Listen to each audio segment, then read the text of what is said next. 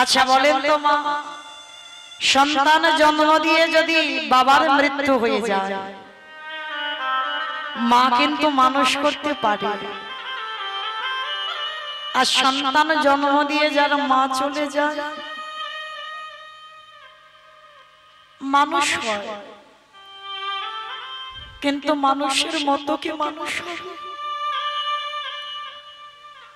ভালো পৃথিবীতে সবাই বাসে, কিন্তু তোমার মার মতো করে তোমাকে জীবনে কেউ কোনোদিন ভালোবাসবে না। তো হীরা চন্দাল কাঁদছে, মেয়েটাকে কি খাওয়াবে? কথায় আছে না বাবা, রাখে হরি মারে কে, আর মারে হরি রাখে কে। যেই না বাবা ওই মেয়েটাকে নিয়ে কাঁদছে, হঠাৎ ওই হীরা চন্দালের বাড়ির সামনে, পর্ণকুটিরের সামনে একটা কাম ধেনু এসে দাঁড়িয়েছে। এই স্বর্গে কামধেনু বাবা, অনেকে নাম শুনেছেন। এই কামধেনুর কাছে যে যা চায়, সোনা দানা টাকা পয়সা মণি মাণিক্য যে যা চায়, এই কামধেনু নাকে তাকে তাই দিয়ে দেয়। এই স্বর্গের কামধেনুটা যেই না এসেছে, হীরা চন্দাল ছুটে গিয়ে কামধেনুর কাছে বাবা একটা পাত্র নিয়ে পেতেছে। গাভীটার কাছে বলছে, গাভী আমার এই মেয়েটাকে খাওয়াবার জন্য তুই একটু দুগ্ধ দান কর। আর যেই না পাত্রটা দিয়েছে বাবা, পাত্রটা দিতেই ওই দুগ্ধ দহন করতে হলো না, আপনি থেকে দুগ্ধ পড়ে বাবা বাটিটা ভর্তি হয়ে গেল। ও মায়েরা, এই পৃথিবীতে মানুষ মানুষের উপকারে লাগে না, কিন্তু দেখো এরা পশু জাতি হয়ে এরা মানুষের থেকেও বাবা বেশি কাজ করে না। আজও প্রমাণ রয়ে গেছে বাবা, আজও পর্যন্ত কোন ভক্ত দেখাতে পেরেছে হৃদয় ছিঁড়ে রাম সীতার যুগল মূর্তি দেখাতে পেরেছে জগতে কোন ভক্ত? কিন্তু একজনই দেখিয়েছিল, তিনি হলেন ভক্তপ্রবর বীর হনুমান। এই হৃদয় ছিঁড়ে দেখিয়েছিল রাম সীতার যুগল মূর্তি। কবে দেখিয়েছিল জানো? একদিন সীতা মাকে হনুমান বলেছিল, ওমা মা, ওই যে মাথাতে মেয়েরা লাল মতো ওটা কি পড়ে গো?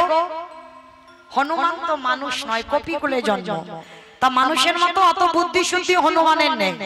তা বলছে, ওমা ওই লাল মতোটা কি বলো না গো? বলছে, খোকা এর নাম হচ্ছে সিঁদুর। ও তোমা, সিঁদুর মেয়েরা কেন পড়ে? সিঁদুর মেয়েরা কেন পড়ে?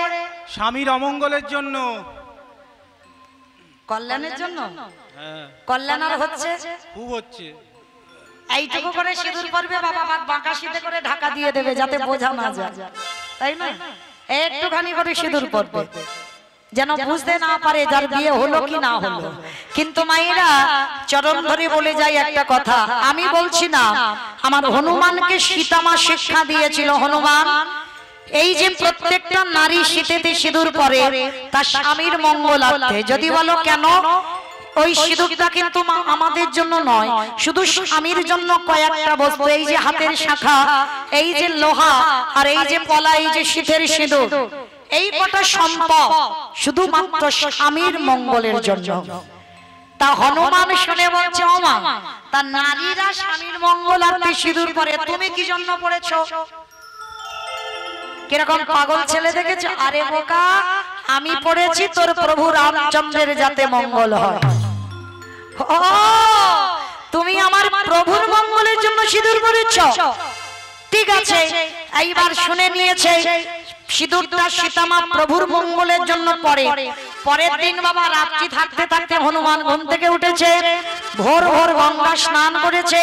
স্নান করে সীতামার ঘরে গিয়ে দেখছে 3 কৌটো সিঁদুর বসানো আছে, আর 3 কৌটো সিঁদুর মাথা থেকে পা পর্যন্ত বেশ করে মেখেছে।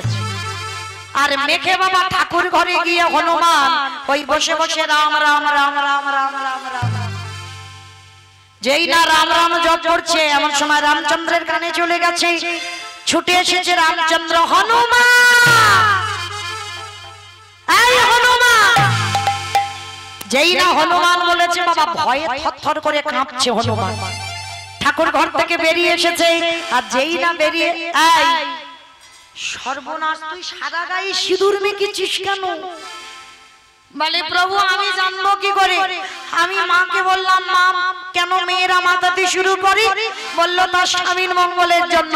তা আমি বললাম মা তুমি কেন পড়ো? বললো তোর প্রভু রামচন্দ্রের মঙ্গলের জন্য। ওগো দয়াময়, মা যদি ওইটুকু সিঁদুর মাথায় দিয়ে তোমার মঙ্গল কামনা করে, আরে তোমার এই হনুমানে আজ ভোরে বেলা গঙ্গা স্নান করে শুদ্ধ বাসন পরিধান করি, মাথা থেকে পা পর্যন্ত ভালো করে সিঁদুর মেখে বলো বলো না জানি কত তোমার মঙ্গল করো, বলি বলো বলো।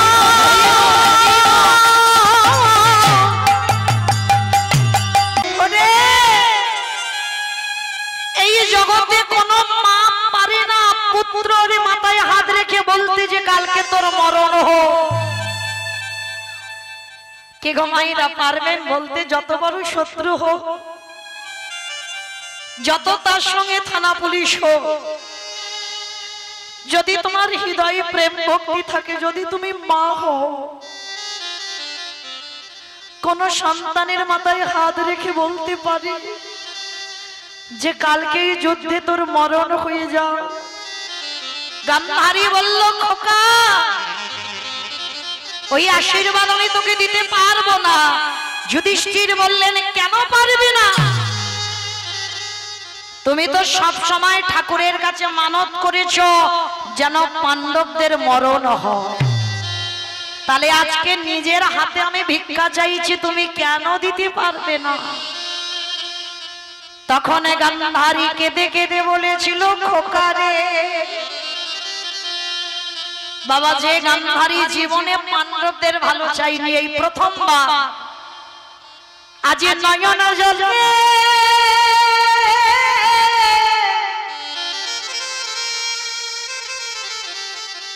নয়ন জলে কেঁদে বলল খোকারে, জীবনে যে বড় মা তোর ভালো চাইনি, সেই বড় মা জীবনে প্রথমে বারে তোর আশীর্বাদ দিল। কি আশীর্বাদ দিয়েছিল জানো? ওরে যথা ধর্ম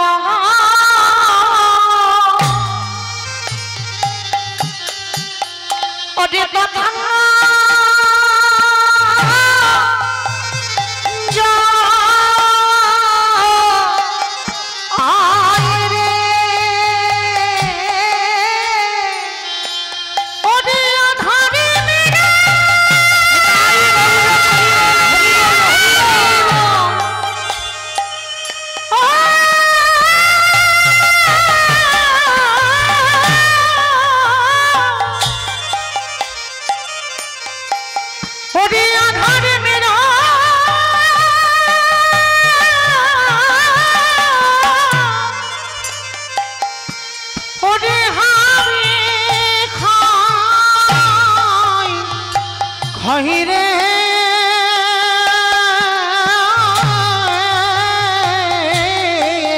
বলে যথা ধর্ম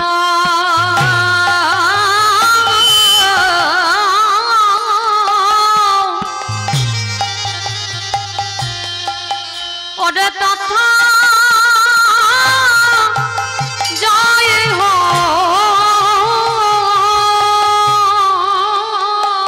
ওরে খোকা রে ওরে খোকা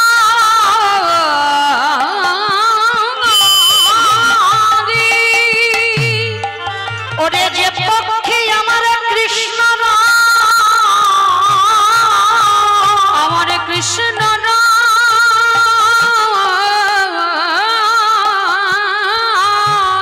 সে পক্ষের কোনদিন অপমৃত্যু হয় না। গান্ধারী ওই যুধিষ্ঠিরকে বুকে ধরে বলল খোকারে, যাদের দলে আমার স্বয়ং ভগবান মুরলীধারী আছে, আমি তোর বড় মা হয়ে তোকে আশীর্বাদ দিলাম, ও তুই জয়ী হয়ে হয়ে ঘরে ফিরবি। ওরে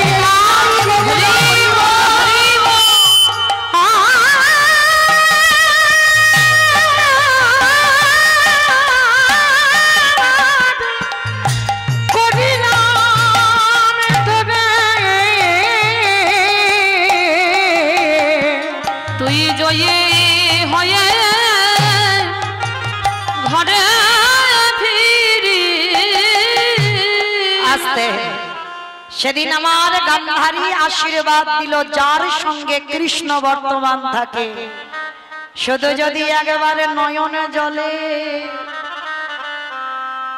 একেবারে ডাকার মতো ডাকিতে পারো আমারে ভগবান কয়ে,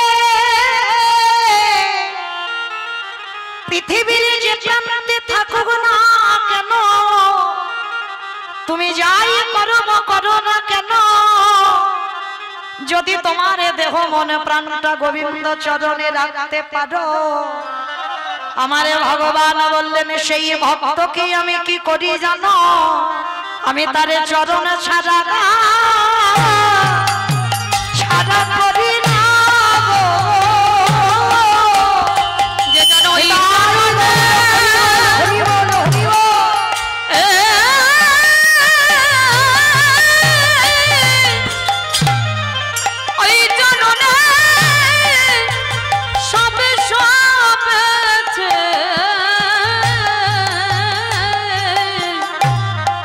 চরণা ছাড়া করি না।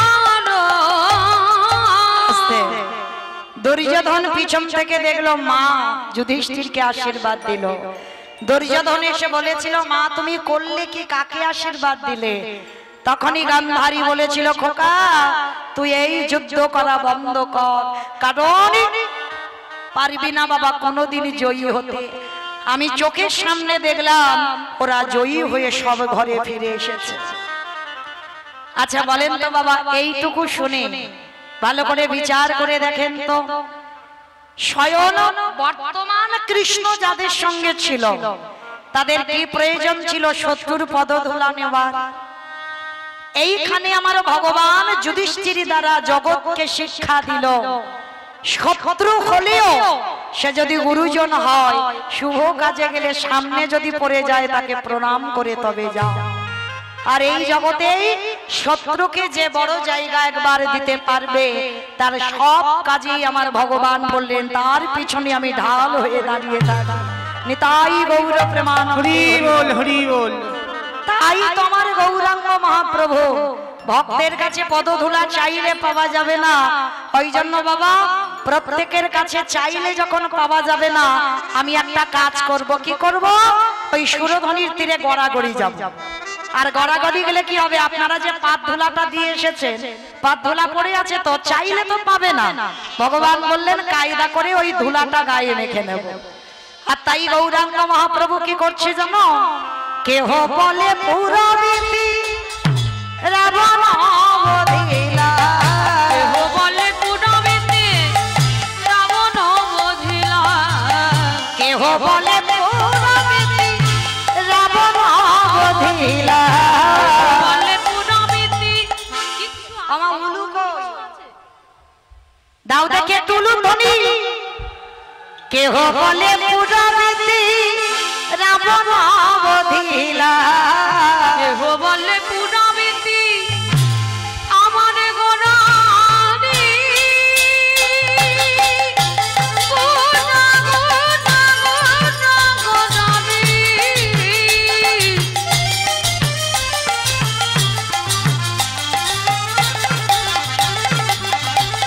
গোরা গোরা গোরা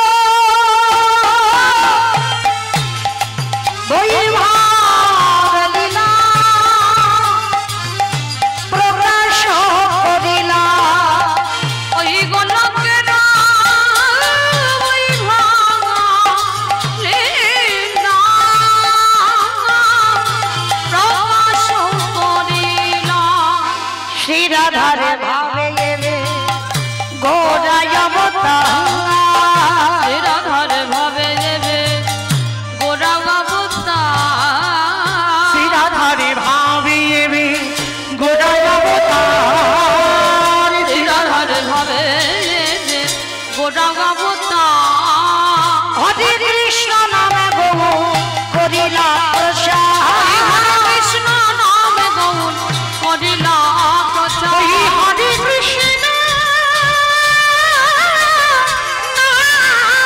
করি করিলা প্রচার এইবারে লীলা প্রকাশ হলো, এইবারে লীলা প্রকাশ হলো এইবারে লীলা প্রকাশ হলো, লীলা প্রকাশ হলো গোলকের বৈভবে লীলা প্রকাশ করিলা, গোলকের বৈভবে লীলা প্রকাশ করিলা ওই গোলকের বৈভবে লীলা প্রকাশ করিলা। বাসুদেব ঘোষে কহে করি জোড়হা, করে জোড়হা আজ যে গো সেই কৃষ্ণ সেই তো জগন্নাথ, সেই তো জগন্নাথ বাসুদেব ঘোষে কহে এইবারে লীলা প্রকাশ হলো। বাসুদেব ঘোষে কহে এইবারে লীলা প্রকাশ হলো বাসুদেব ঘোষে কহে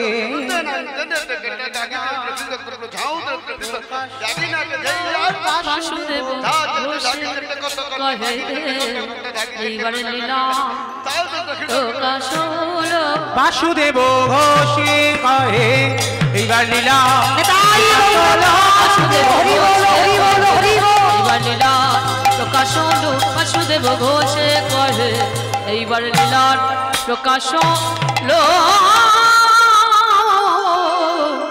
বাসুদেব ঘোষে কহে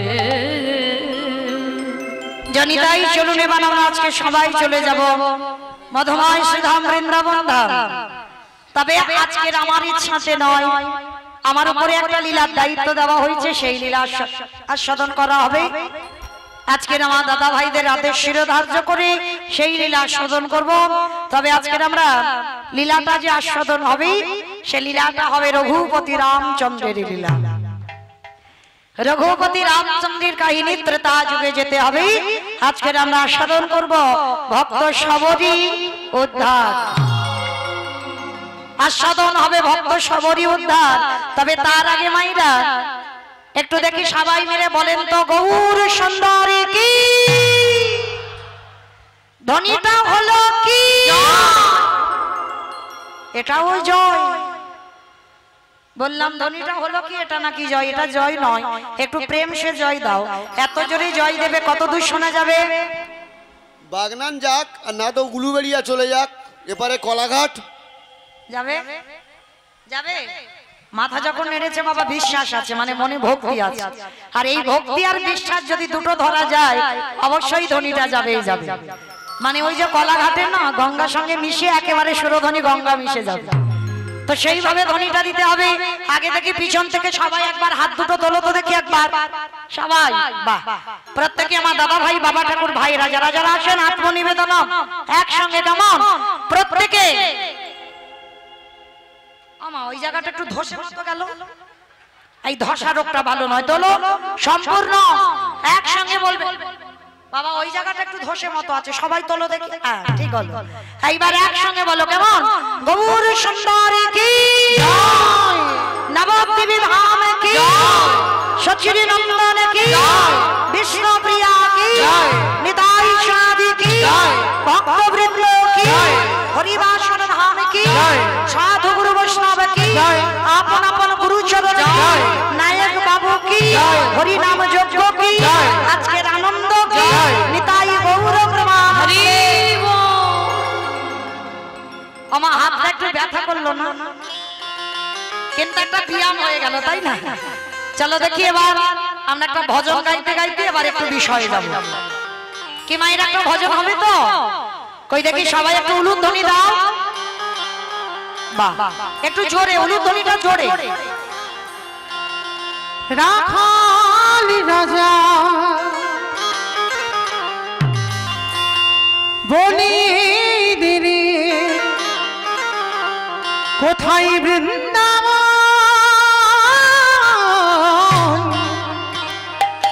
শ্যামী কুণ্ড রাধা কুণ্ড গিরি গোবর্ধন।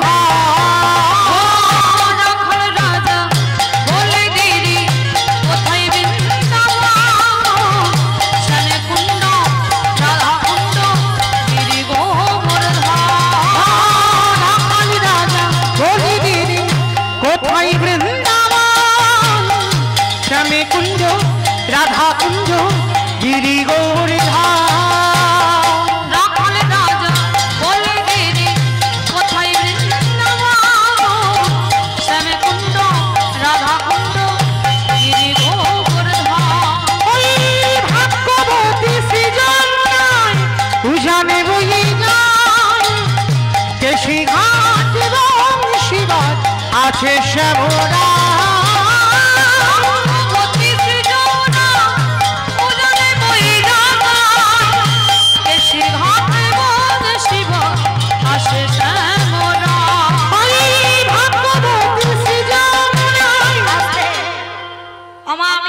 সম্প্রদায় যাবো আর কেউ যাবো না, কেউ যাবে না, সব যাবে।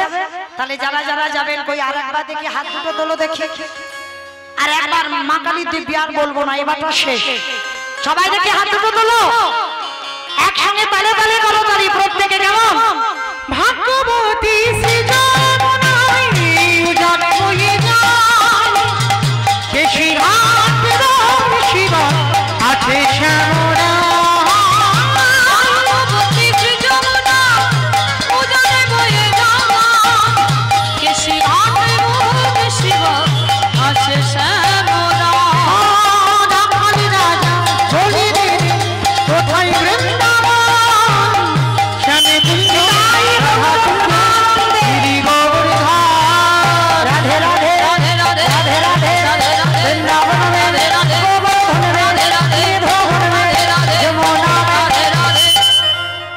বলছো সব সব মনে মনে বলছো, একটু জোরে জোরে বলো দেখি সবাই।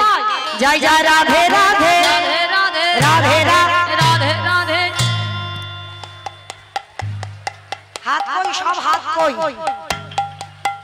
জয় জয় রাধে রাধে রাধে রাধে রাধে রাধে রাধে রাধে। বৃন্দাবন में राधे राधे, गोवर्धन में राधे राधे, निधोवन में राधे राधे, गली गली में राधे राधे, अन गली में राधे राधे, मन गली में राधे राधे, बरसाना में राधे राधे, राधा कुंड में राधे राधे। जोर से बोलो हिट से बोलो, ताले वन में राधे राधे, कमल वन में राधे राधे, ऊंचा गांव में राधे राधे, बरसाना में राधे राधे, राधा कुंड में राधे राधे। प्रेम से बोलो राधे राधे, भाव से बोलो राधे राधे, जोर से बोलो राधे राधे। बाके बिहारी রাম ফালি রাজা বলি দিদি কোথায় বৃন্দাবন শ্যামে কুঞ্জ রাধা কুঞ্জ গিরি গোবর্ধন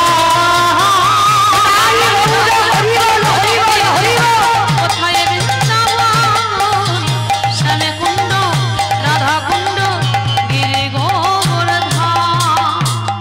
प्रेम से बोलो राधा रानी की জয়। আমার জয়টা বলেছো, ও তো রাস্তার উপরে উঠলো না।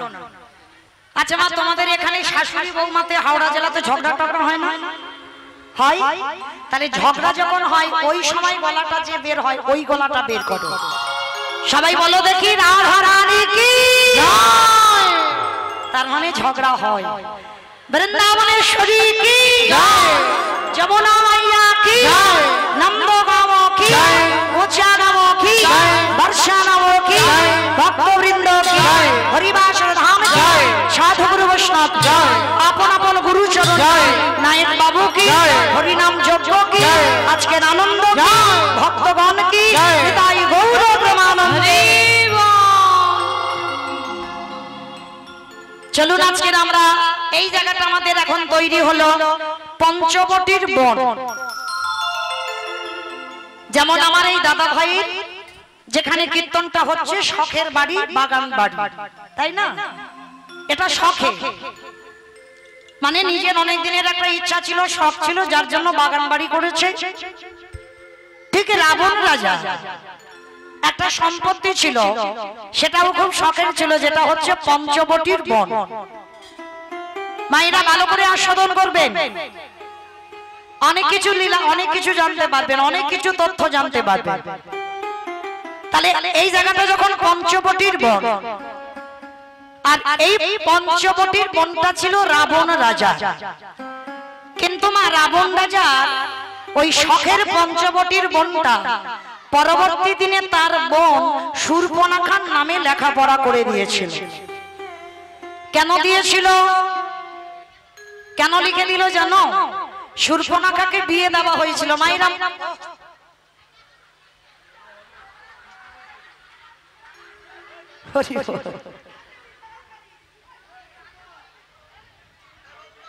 আস্তে বাবা আস্তে, যাও যাও।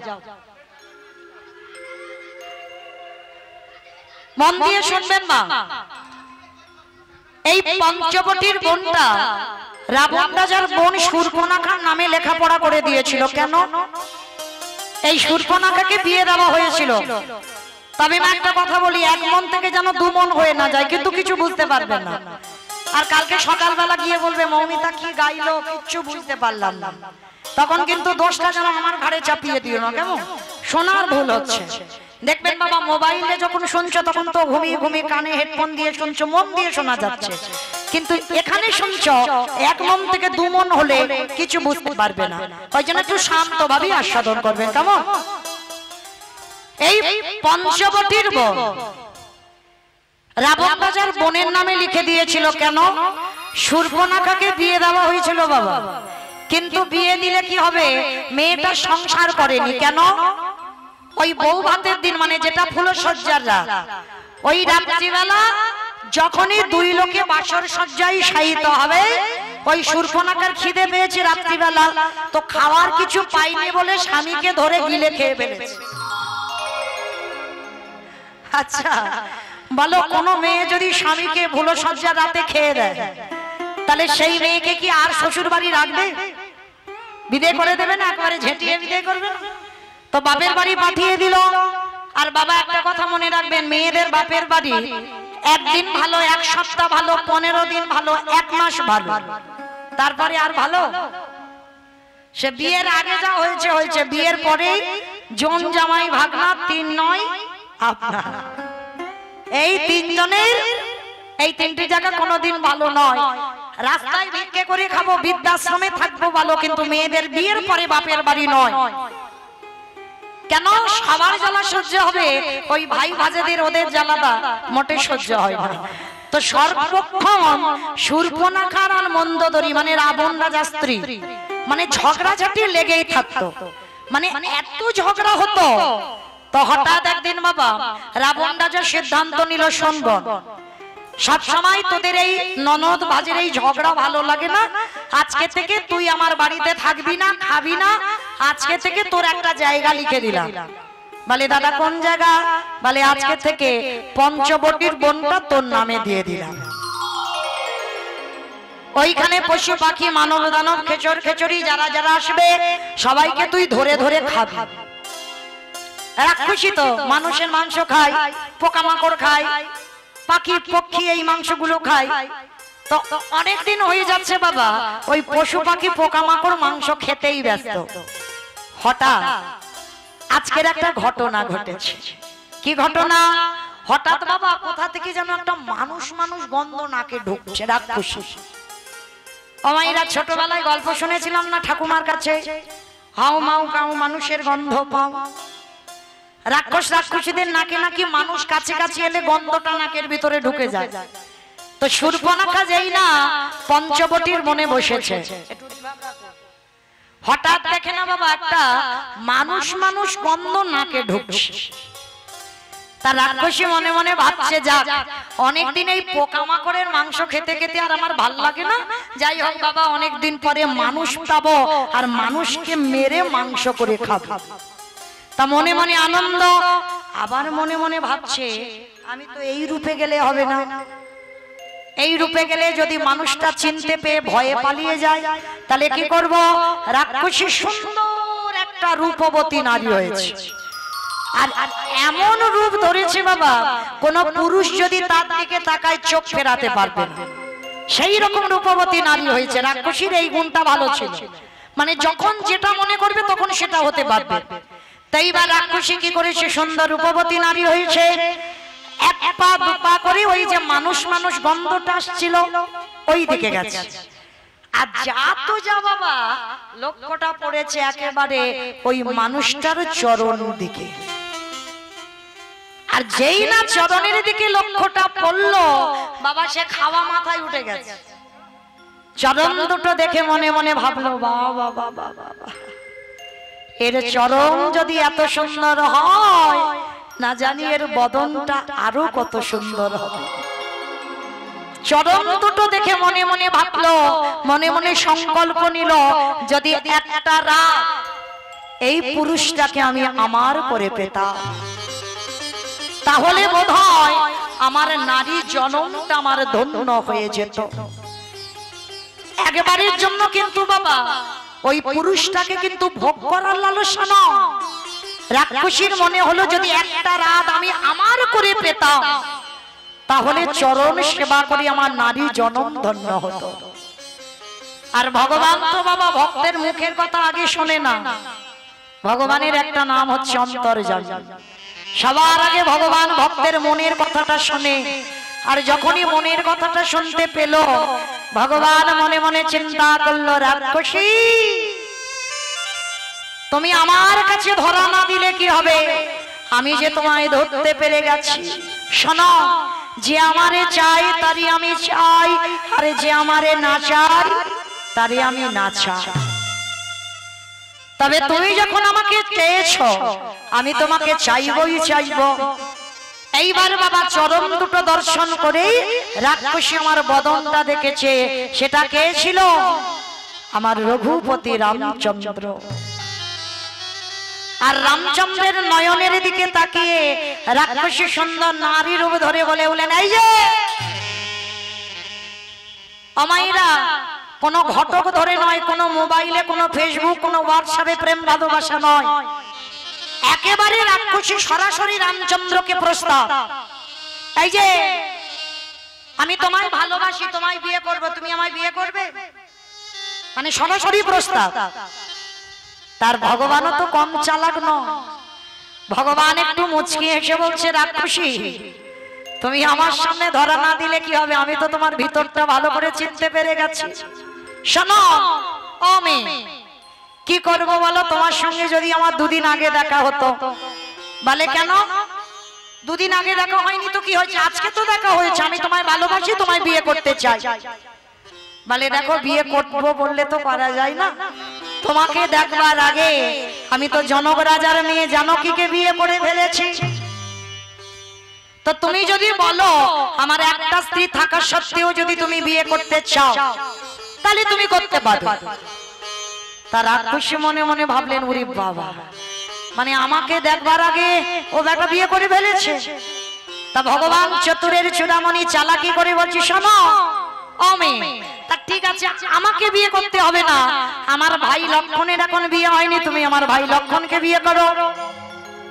কিন্তু বাবা সীতার বোন উর্মিলার সঙ্গে লক্ষণের তখন বিয়ে হয়ে গেছে।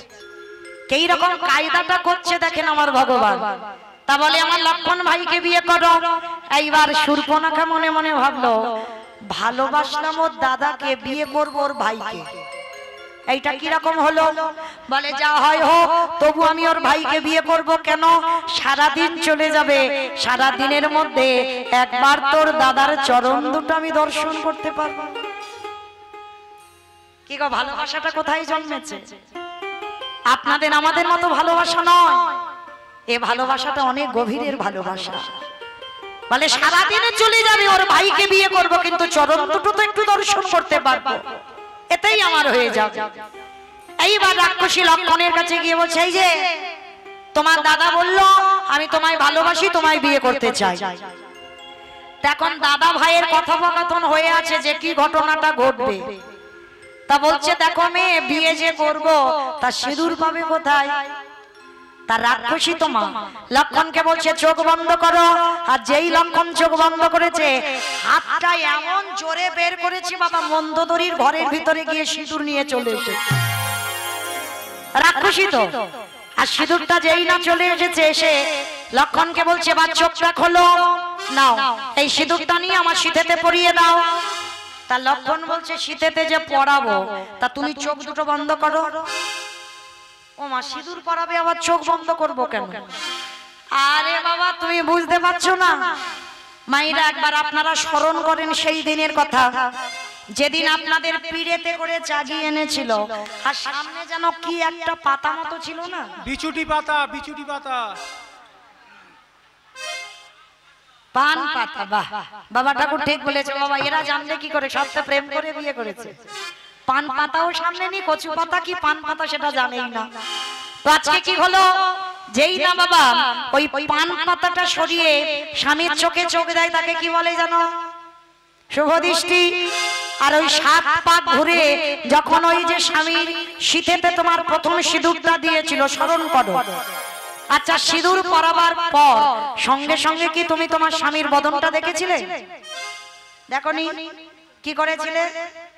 পিছন থেকে একটা কাপড় এনে ঢাকা দেয়নি? হাওড়া জেলাতে নিয়ম আছে, আমার এলাকায় আছে বাবা, ও যেটাকে বলা হয় লজ্জা বস্ত্রের কাপড়। ওই সিঁদুরটা পরানো হলো আর পিছন থেকে ঘোমটাটা নিয়ে ঢাকা দেওয়া হলো, স্বামীর মুখ দেখতে দিল না। তার লক্ষণ বলছে, দেখো এখানে কাপড় টাপড় পাবো কোথায়, তুমি চোখ বন্ধ করো।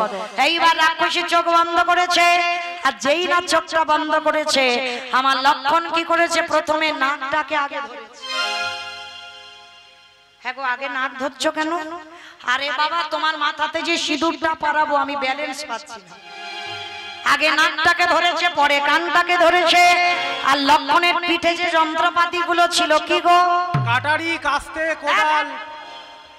কাস্তে কোদাল নাকি ছিল লক্ষণের পিঠে? তীর ধনু, একটা তীর টেনে বের করেছে। প্রথমে নাকটাকে ধরেছে, পরে কানটাকে ধরেছে। ওই তীরের আঘাতে যে চকচক করছে ফলা, ওই ফলাটা দিয়ে একেবারে নাক আর কানটাকে ছেদন করে দিয়েছে। আর যেই না ছেদন করে দিল, রাক্ষসী নিজ রূপে ফিরে এসেছে। চিৎকার করে বলে উঠলেন, দাদা দাদা।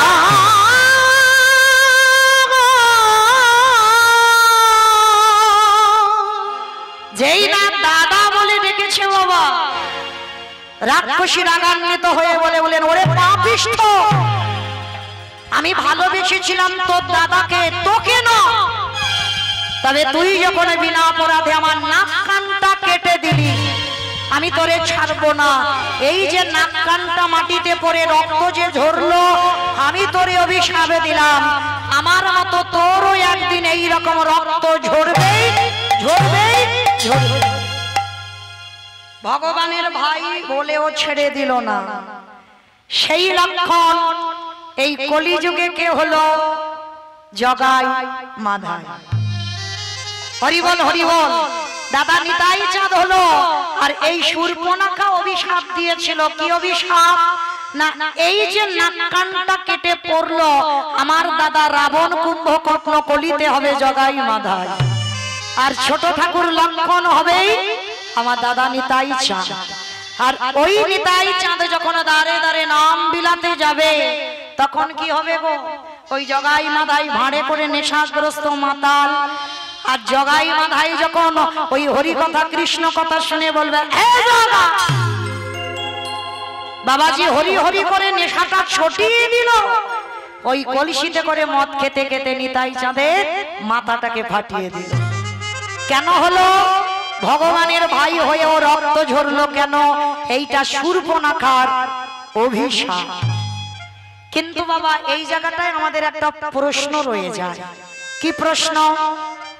ভগবানের ভাই হয়ে আজকে যেমন অভিশাপটা নিল, তাহলে ভগবান হয়ে অন্যায় করেনি? একটা নারী হয়ে ভালোবাসার কথা বলতেই পারে, তার জন্য বাবা লক্ষণের দ্বারা নাক কানটা কেটে নেবে? এটা অন্যায় করেনি আমার রামচন্দ্র? শাস্ত্র বলছে ভগবান জীবনে অন্যায় করতে পারে না। তাহলে বাবা কিসের জন্য নাক কানটা কাটলো? তার কারণ আছে। কারণটা কি জানো? অমাইরা, তোমাদের এই হাওড়া জেলাতে চন্দ্রগ্রহণ সূর্যগ্রহণ হয়। আচ্ছা, গ্রহণ লাগলে অন্যের হাড়িতে মানে ভাতের হাড়িতে ভাত থাকলে আপনারা খান? খান না। জলের কলসিতে জল থাকলে কি করেন? ফেলে দেয়, ফেলে দেয়। আলমারিতে টাকা থাকলে কি করে? ফেলে দেয়, ওটাও ফেলে দেয়। ফেলি না, কি করে? রেখে দাও। কিন্তু গ্রহণ লেগে যাচ্ছে যে, কিন্তু গ্রহণ লাগবে না, কি করতে হবে? গ্রহণ লাগবার আগে একটা তুলসী পত্র তুলে পাত্রে রেখে দিতে হবে। সে অন্যের হাড়িতে রেখে দাও, বা জলের কলসিতে রেখে দাও, বা টাকার জায়গাতে রেখে দাও, দিলে গ্রহণ ছুঁতেও পারবে না। আচ্ছা বাবা, এখানে গ্রহণের কথাটা কেন এলো? তার একটাই কারণ। কারণটা কি জানো? গ্রহণের খবরটা কেন এলো? তার একটাই কারণ। কারণটা কি? এই জগৎ সংসারে বাবা রামচন্দ্রকে প্রথম দর্শন করে বলেছিল একটা রাত যদি আমি আমার করে পাই। তার জন্য রামচন্দ্র কি বলেছিল, যে আমারে চাই তারে আমি চাই, আর যে আমারে না চাই তারে আমি না চাই। তো রামচন্দ্র মনে মনে ভাবলো, ও তো আমার একটা রাত চেয়েছে, তাহলে আমাকে যখন একটা রাত চেয়েছে আমাকে তো চাইতে হবে। কিন্তু রামচন্দ্র ছিল মর্যাদা পুরুষোত্তম। সীতা যখন রাবণ হরণ করে নিয়েছিল, তার জন্য বাবা কোনদিন যখন সীতা বনবাসে ছিল কোনদিন কিন্তু দ্বিতীয়বারে বিবাহ করেনি। সোনার সীতা তৈরি করে যজ্ঞে বসেছিল। কেন? তার মর্যাদা ছিল এটাই যে কোনদিন একটা বিবাহ করা সত্ত্বেও দ্বিতীয়বার বিবাহ করতে পারবে না। এর জন্য বলছে তিনি মর্যাদা পুরুষোত্তম ভগবান। তো আজকে এই যে রামচন্দ্রকে চেয়েছিল কিন্তু বিয়ে তো করতে পারবে না, তার জন্য ওই নাক কানটা কেটে নিল। কেন? দুটো জায়গায় তুলসী দিয়ে দিল। কেন জানো? একটা মেয়ের যদি নাক না থাকে, কান না থাকে, বাবা কোনো পুরুষ তাকে পছন্দ করবে? করবে? দেখাশোনা বসেই বলবে না, আরে ভগবান ওর তো নাক নেই, ওর তো কান নেই, ওকে বিয়ে করবো কি করে? ওই জন্য ভগবান নাক কানটা লক্ষণের দ্বারা কেটে বুকিং করে রেখে দিল, ও যেন কোনো পুরুষের না হয়ে যায়, যতদিন বাঁচবে ও যেন আমার হয়ে বাঁচে। সেই শূর্পণখা পরের জন্মে কে হলো? পরের জন্মে হলো বাবা কুবজা। দেখবেন বাবা মথুরা নিবাসী কুবজা জন্মাবার পর পিঠে একটা বড় কুঁজ হয়েছিল। কেন কুঁজ হয়েছিল জানো? ভগবান বলল আমাকে তো বৃন্দাবনে লীলা করতে হবে, আর বৃন্দাবনে লীলা করাকালীন যদি তার আগে কুবজাকে কেউ বুকিং করে নেয়, তাহলে এমন কায়দা করে রাখতে হবে ওকে যেন কেউ পছন্দ না করে। যার জন্য জন্ম নিয়ে কুবজা কুঁজি হয়ে জন্মালো। আর ভগবান যেদিন মথুরায় গেল কুবজাকে পরশ করলো, সেই দিন কুবজা